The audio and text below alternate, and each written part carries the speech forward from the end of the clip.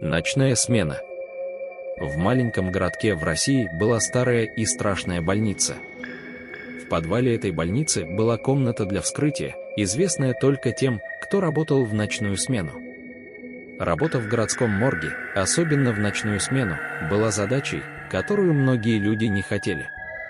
Однако другие. Эту задачу взяли на себя Иван Петров и его помощник Алексей Иванов.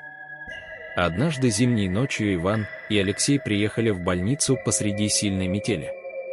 Они тихо дежурили всю ночь, пока полицейский не постучал в дверь и не вошел. Полицейский принес пугающую новость: глубоко в лесу обнаружено неопознанное тело. Тело доставили в больницу на вскрытие. Иван и Алексей отнесли тело в подвальную прозекторскую. Тело было завернуто в одеяло, и было довольно холодно. Когда они раскрыли одеяло, то увидели, что лицо трупа ужасно изуродовано. Его глаза были пусты, а рот широко открыт. Иван почувствовал что-то странное, осматривая тело, но попытался сосредоточиться на своей работе.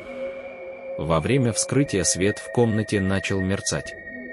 Иван и Алексей продолжали работать, мало обращая на это внимания. Однако холодный воздух в комнате стал еще резче, и вдруг крышки других трупов в морге начали открываться. Иван и Алексей не могли найти повода объяснить эту ситуацию. Спустя некоторое время, пока Алексей работал над телом, Иван заметил движение в углу комнаты. Проследив за ним глазами, он увидел темную тень. Тень скользила по стене к телу. Иван моргнул, и тень исчезла. Пытаясь прийти в себя, он продолжил вскрытие. Однако во время работы над трупом Алексей заметил, что глаза трупа внезапно обратились к нему.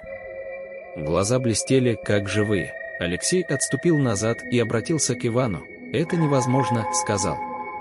Иван серьезно отнесся к ситуации, когда увидел страх на лице друга. В этот момент весь свет в комнате погас, и все накрыла глубокая тьма.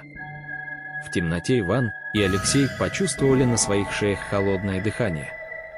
Внезапно они заметили, что одно из тел сидит.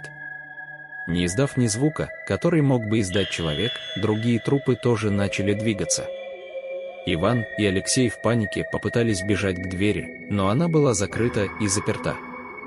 В темноте холодные руки трупов касались их, и чувствовалось их дыхание на шеях. Иван в отчаянии крикнул: «Чего ты от нас хочешь?» В этот момент раздался голос: «Выведите нас отсюда». Когда они услышали этот голос, они поняли, что трупы на самом деле были душами людей, несправедливо умерших в больнице много лет назад. Эти духи не могли обрести покой и жаждали мести. Иван и Алексей стали молиться, держа друг друга в темноте. Однако тьма сгущалась, и холодные руки трупов тянули их. Наконец крики Ивана и Алексея эхом разнеслись по пустым коридорам больницы, и снова воцарилась тишина. Утром, когда сотрудники больницы спустились в подвал, они не смогли найти Ивана и Алексея. С того дня никто, работавший в ночную смену в больнице, не поклялся больше никогда не спускаться в подвал. Исчезновение Ивана и Алексея остается одной из самых страшных историй города, когда-либо рассказанных.